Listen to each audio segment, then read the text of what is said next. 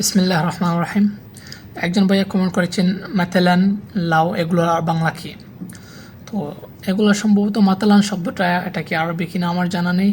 তো যদিও থাকতে পারে হয়তোবা, আমার তো আর আরবি ভাষা খুব বেশি জ্ঞান আছে, বিষয়টা এরকম না।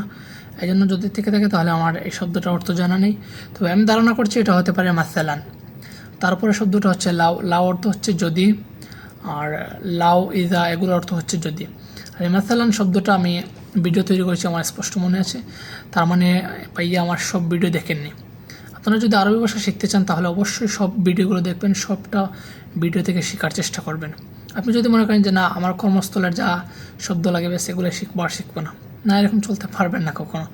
এই জন্য সবগুলো ভিডিও দেখবেন, দেখলে শিখতে পারবেন ইনশাল্লাহ। এই শব্দটা দিয়ে আমি ভিডিও তৈরি করেছি।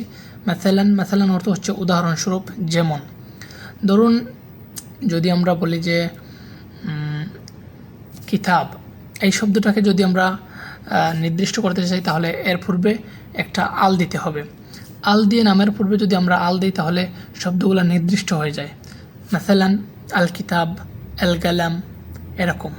তো এই মাসালান অর্থ হচ্ছে উদাহরণস্বরূপ।